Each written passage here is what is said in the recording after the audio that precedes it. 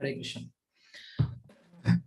Satyananda Jinta Satyega Pakshe Sarvadhyakshe Bhakti Rakshal Dakshe Shri Govinde Vishwasargadikande Purnanande Nityamastam Madirme Agyaniradirupaiteya Vishesham Bhakti Parabhajati Pariposhamuchaihi Tatvam Param Spurati Durgamam Apyajashram Satkunya Britsvarjitam Pranamami Gitam Gauram Sukhas Satkumada Pramodi Swabhi Kayagostamo Nihanta Shri Krishna Chaitanya Sudha Nidharme Manoditishtan Swaratim Karotu Prachina Vacha Suvicharya Soham Magyopi Gita Mritale Salipshuhu Eta Prabhore Madeta Tatra Santakshamadvam Sharanagadasya Sudharmanyana Vairagya Sadhya Bhakti Vagocharaha Narayana Parabrahma Gita Shastri Samiritaha ज्ञान कर्मात्मके निष्ठे योग लक्ष्य संस्कृते आत्मानुभूति सिद्ध्यर्थे पूर्व षट्केन चोदिते नित्यात्म संग कर्मेह गोचर सांख्य योग दिहि द्वितीये सगति लक्ष्य प्रोक्ता तन्मोह शान्तये. Hare Krishna, welcome you all for this Gita Shastri course, and today we are in the 16th day of the course. So in the last session we have discussed about how Arjuna has surrendered. We have discussed about the qualities of disciple. To become a disciple, what are the necessary qualities that we are looking for? That is from Brihadaranyaka Upanishad. We have seen many qualities of a disciple. So Arjuna has fulfilled having all those qualities, and now he surrenders himself to Krishna. So today we'll be looking shlokas from second chapter, shloka number 7 to 10. We'll see these three shlokas today. Karpanya dosho gahatas svabhava pritchami tvam dharma sammuda chetah yachreyasyan nishchitam bruhi tanme shishyasteham sadhimam tvam prapannam nahi prapashyami mama panudhyat Yacchogamuchoshanam indriyanam avapya bhuma sapatna vruddham rajyam suranam apichadipadhyam. So you can see the shloka changes, the meter changes here. From Anushtup to Trishtup Chandas, it changes. So this Chandas is also called as Kshatriya Chandas. This brings some gravity, some gravity, some kind of heaviness in the shloka while chanting itself. So here Arjuna speaks. He says, Karpanya dosho pahata svabhava prachamitam dharma sammura chetaha yachreyasyan nishitam bruhitam me shishyasteham sadhimam tvam prapannam. Very beautiful shloka. Arjuna is thinking how I'm going to kill my elderly people and my guru and my grandfather. Is it dharmic? And in other side he thinks, if Krishna is actually asking me to fight, then it should be dharmic. Krishna will never inspire me to do anything adharma. So whether what I'm thinking is dharma or what Krishna is teaching, it is also dharma. So I'm confused about this dharma. It's called dharma sammoda or dharma sankara. So what I should follow, whether I should follow my dharmic thing or I should follow Krishna's instruction. So in this way, he doesn't understand what should be done. So he says, Shishyasteham sadhimam tvam prapannam. He says, I surrender unto you. So Bhagavad Gita starts with surrender, prapannam, and Bhagavad Gita ends with surrender. Here, Arjuna, he says, I surrender unto you.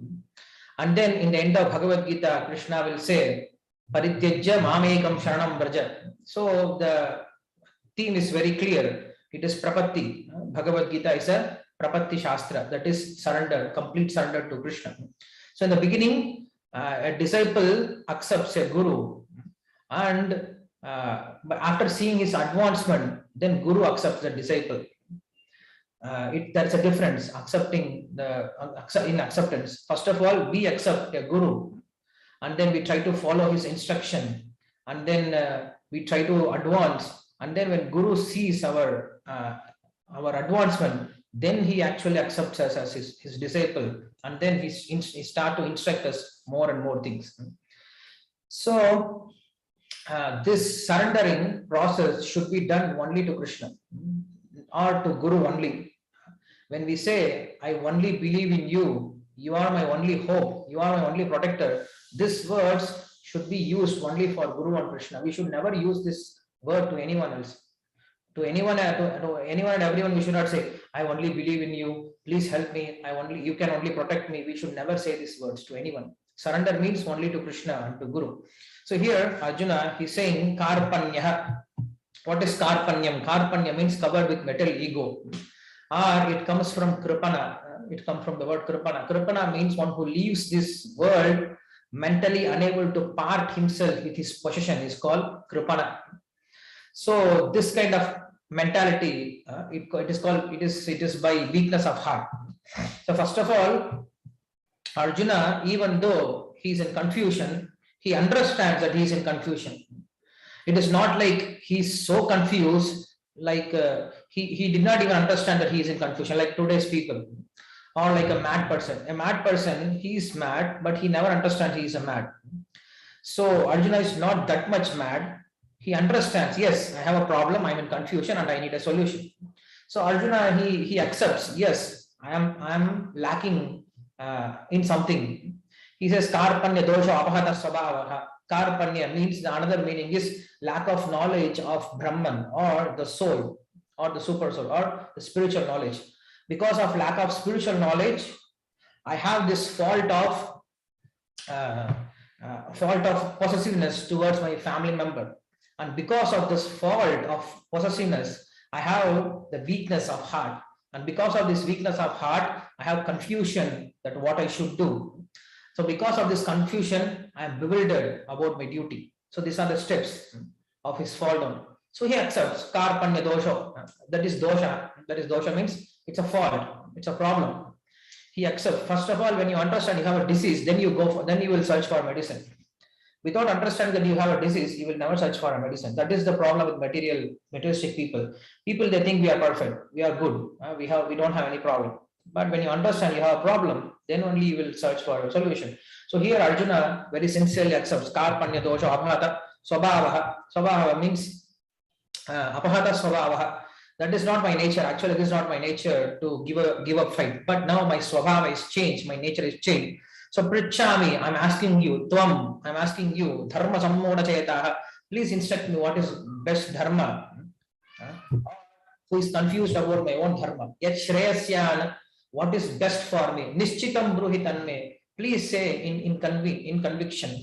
Don't you also confuse me. Please tell me for sure what is good for me.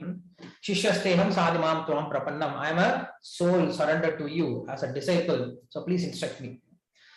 Why he is saying all this thing? Because he understands Krishna's mind. Krishna may think, okay, Arjuna, you already know so many dharma, you already quote so many dharma shastra, you know what is good. Because you already said, nachashreyona pashyami, hatva swajanamahame. You already said, there is nothing good I see in this fight.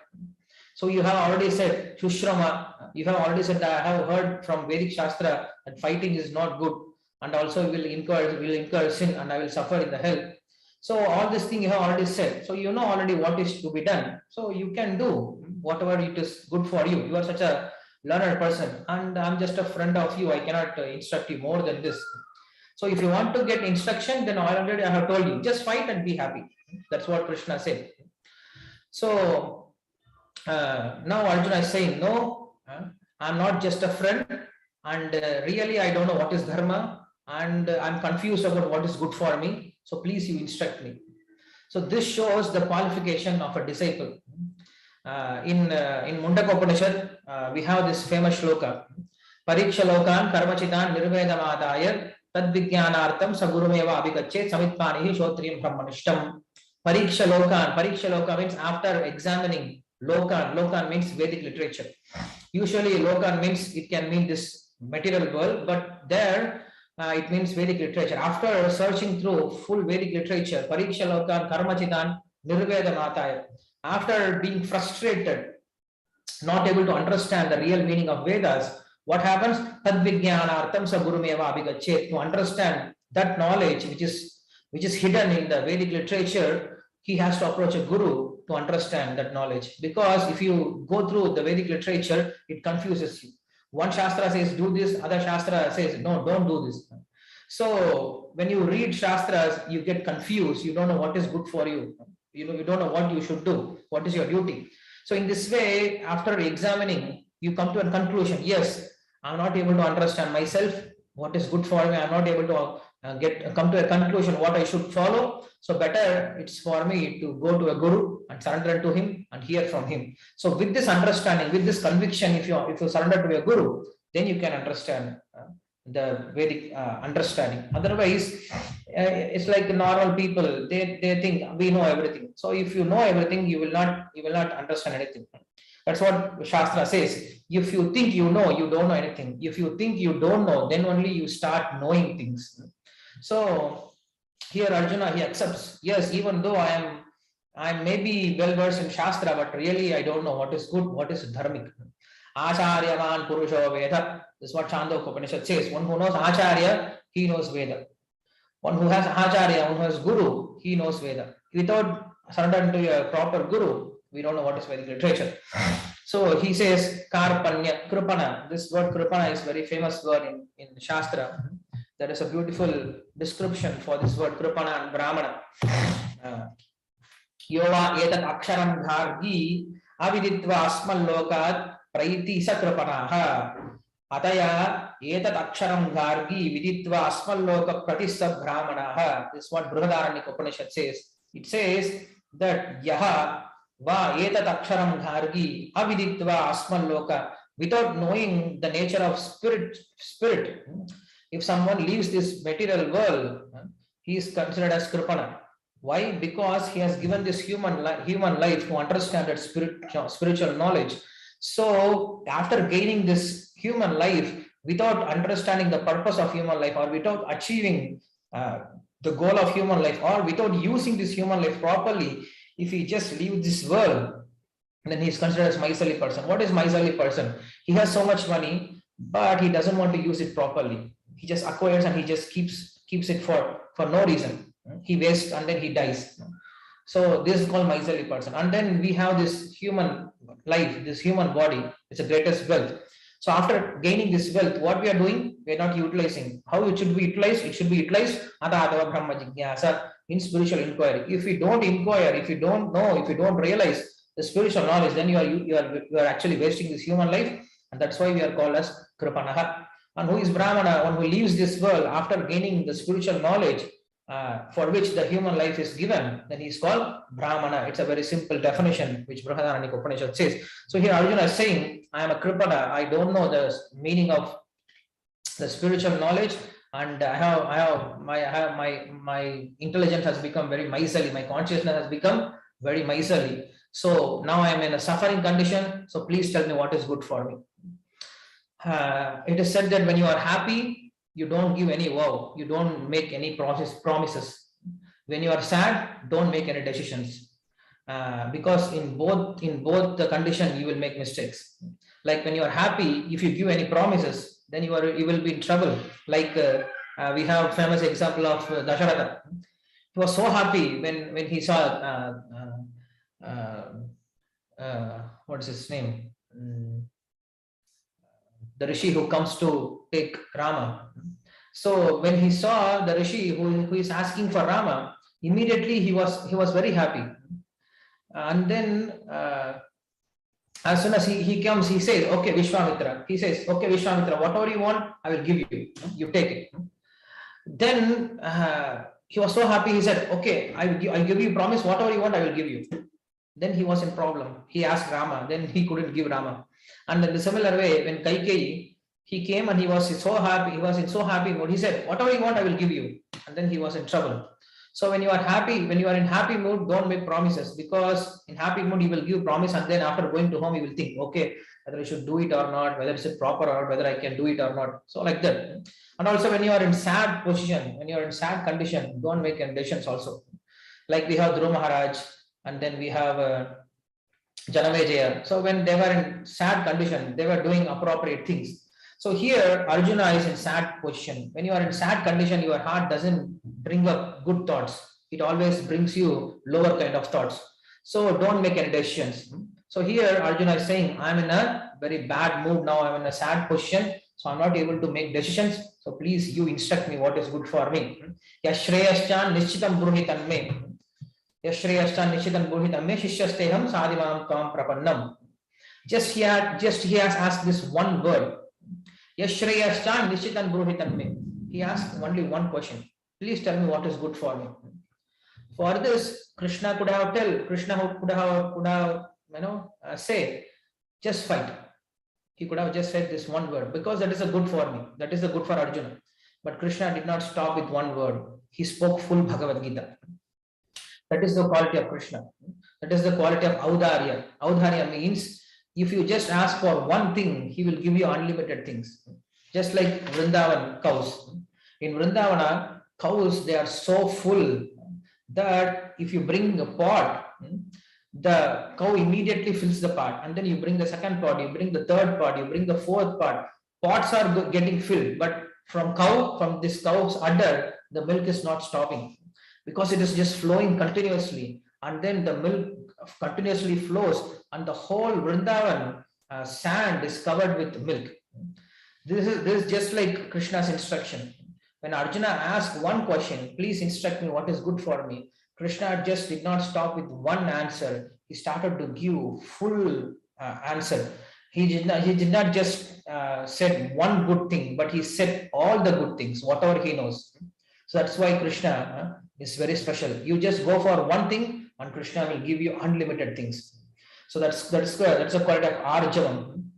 Like we have the example of mother, and then we have the example of son, we have the example of brother, we have the example of guru, we have the example of acharya. So all these 5 people, they give us even though we don't want. Like mother Sita, even though Ravana was not asking for good thing, she was teaching him, teaching Ravana. And son like Prahalada, even though he was torturing Hiranyakashipu was torturing Prahalada, but still Prahalada was teaching good things. Just like brother, even though Ravana was accusing Vibhishana, but still Vibhishana was teaching good things to Ravana. Similarly, acharyas we find, even though they don't like, still they come behind us and they teach us. Just like Srila Prabhupada, even though we don't want, still acharyas, they come behind us and they teach us. Not just one thing, they give us complete life. They give us whole life, whole spiritual life. So this is how Krishna's quality, this is coming from Krishna. Just you ask for one thing, and they're ready to reveal you full knowledge, full spiritual work. So here Arjuna is asking a proper question, and then Krishna is going to reveal this full Bhagavad Gita. So with this surrendering, the Bhagavad Gita starts, and then it is said here, Nahi prapasyam mama panudya jachokam uchchoshanam indriyana avapya bhuma vasavatnam rudyam rajyam surana apichati padyam. Then Krishna may say, okay, Arjuna, you want to tell me what is good for you? Then just fight. You want to become my disciple. You know what is best thing to do. But if you want to know from me, then the best thing is just fight, and then you will be happy. Then Arjuna is saying, no, Krishna, just by fighting alone, I am not going to become happy. Just by getting the kingdom, I'm not going to get happiness. Not even just kingdom. Even if I die, even if I go to Swargaloka, I'm not going to get happiness. So either by winning or by losing, this is not going to give me happiness. There is some other problem is there. So I should know, I should get out of that problem, and then only I will become happy. So here Arjuna has again surrendering himself. He's telling, please tell me what is good for me again. Because in this material world, whatever we gain, it is temporary, and whatever we are going to gain in the next life, like a heavenly planet, that is also temporary. That's what Chandogya Upanishad says. Tadyatahi karmajido lokaha kshiyate evam evamutra punyajito lokaha kshiyante. Whatever you gain in this material world, that is going to get destroyed, because they are temporary. And whatever you are going to gain in the next life, that is heavenly kingdom or heavenly happiness, that is also going to go in vain, because that is also going to get destroyed, because that is also very temporary. So just by fighting or not fighting, this is not going to solve my sorrow. There is something else. Or how to fight, because you are saying I should fight.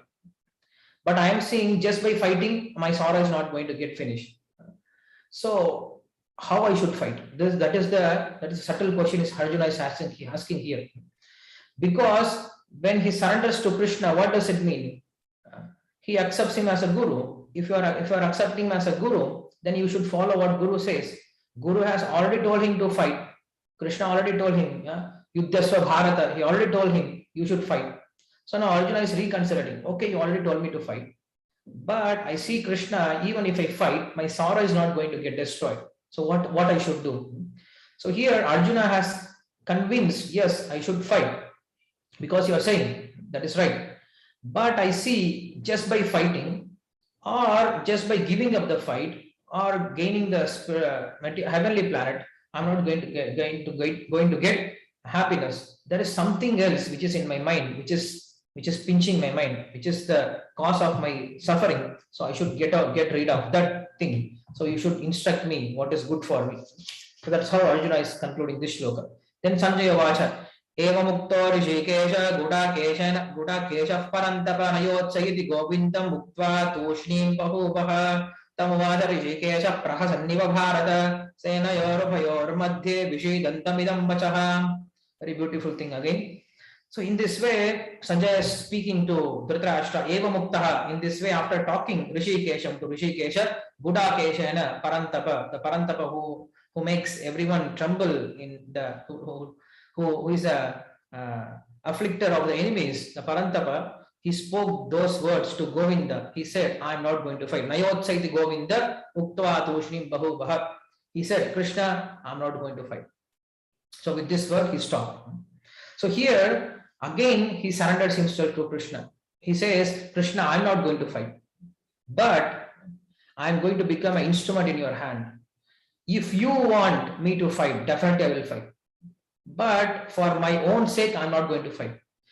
Previously, Arjuna was thinking in the first chapter, I'm going to fight. This is my fight, and I have to see my enemies, and I have to see who is best for me. So in this way, he was thinking, this is my fight. I'm going to fight. So now he has come to a conclusion. I'm not going to fight, but I surrender unto you, and I become an instrument in your hand. If you instruct, then I'm going to fight. That's what the conclusion of Bhagavad Gita. Krishna is going to tell him fight and he is going to fight. But now he becomes Krishna's instrument. From independent nature, now he becomes dependent on Krishna. That is the whole transformation from material to spiritual life. Material life means I'm independent from the Lord. Spiritual life means I'm completely dependent on the Lord. Material life means this is for mine, and spiritual life means this is for Krishna. Krishna's pleasure. So this is the conclusion. This is a transformation which is going to happen in Arjuna. So this is the beginning of this Bhagavad Gita. So he says Govinda. Govinda means one who knows the Veda. Go means the words, and Vinda means one who knows. So Krishna knows the Vedas very nicely. He is the knower of the Veda. So he will instruct Arjuna in a proper way so that he will understand the Vedic instruction properly. So this is the meaning of this shloka. Tamuvacha Rishikesha Prahasanniva Bharata Senayorupayor Madhye Vishidantam Idam Vachaha. Now, what Krishna did, that is mentioned here. Tamuvacha Rishikesha. After hearing like this, Rishikesha, Krishna, Prahasanniva Bharata, he was smiling a bit. So with a small smile, he started to speak. Senayorupayor Madhye Vishidantam Idam Vachaha. Krishna started to speak. So why he smiled? Acharyas, they give very beautiful analogy, many analogies. Arjuna, now he knows what is dharma. He was having dharma jignasa. Now he is doing brahma jignasa. So this is the beginning of this Bhagavad Gita. From dharma jignasa to brahma jignasa is happening. That is how the Vedas they deal with. First of all, it deals with karma mimamsa and then uttara mimamsa. That is Vedanta. In the beginning part of Vedas is called karma mimamsa, and the end part of Vedas they are called uttara mimamsa. So the karma mimamsa they starts with atato karma jignasa, atato dharma jignasa. This is how the karma mimamsa starts. And then when you come to uttara mimamsa, then it says atato brahma jignasa. So from atato dharma jignasa we should move to atato brahma jignasa. From dharma to brahma we should move. So this is the transformation is happening, and now Krishna is smiling. Why this smile is happening here? Then they say uh, Krishna is smiling because he's thinking, we are in the middle of fight, Arjuna. You should have come to this conclusion when we are in our Indraprastha, or when we are in Virata Desha, not now. We are just in the middle of war field, and you are telling, I'm not going to fight. So Krishna is little bit sarcastically smiling. You should not make this decision now. And then Krishna is thinking, you are speaking about Atma, you are speaking about next life, but you are worrying for the body. So this doesn't match. And then you are speaking about karma, you are speaking about kula dharma, but you want to give up your own dharma, that is kshatriya dharma. So how does it work? You are contradicting yourself. So that's why he's smiling. And then he's smiling, oh, you are Kunti's son. Is it you, that Arjuna, who is saying, I'm not going to fight? It's amazing. I cannot believe this. And then Krishna is smiling. So again, he says that, yes, now you have come into my trick. In the beginning, you wanted to fight, and then I tricked you, so that now you have become confused. Now my plan is successful. So he is smiling. And then now, because of my instruction, again you will regain your consciousness, and again you are going to fight. So you will become, you are just an instrument in my hand. Whatever I'm going to do, you are just going according to my plan. So Krishna is smiling with this. So he's smiling because when you start talking philosophy, usually you should have a smiling face. It is very difficult, at least for me. When we are talking philosophy, we are very serious. But here, acharyas, they say, when you are talking philosophy, you should have a smiling face. Otherwise, people, those who are hearing, they become bored, or they feel it is very difficult to hear, to understand. But when you have a smiling face, I don't know, it looks like it works. You understand things very easily. And when you are smiling, it shows that whatever we are speaking, it is very sweet, it is very easy, and it is very easily understandable also. So don't worry, it's a very simple thing to understand. I'm going to speak in such a way that you will understand, you will realize, and you will also apply in your life. So in this way, we should have a smiling face when you are talking. And then Krishna is smiling because he's smiling because he's going to give you this Bhagavad Gita knowledge. Keeping Arjuna as a cause, now Krishna is going to instruct the whole mankind with this knowledge. This knowledge he was keeping in his heart for many centuries, to give this knowledge, to share this knowledge.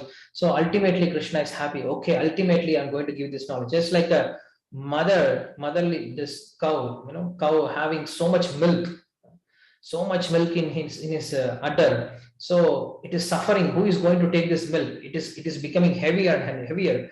When it releases the milk to the calf, the mother feels so light, so happy. The similar way, Krishna was having this in his heart, this knowledge, this Bhagavad Gita, this mercy of Krishna he was carrying. He wanted to give this knowledge to someone. It was burden for him. Now ultimately he's going to give this knowledge to mankind. So with this understanding, Krishna was smiling also.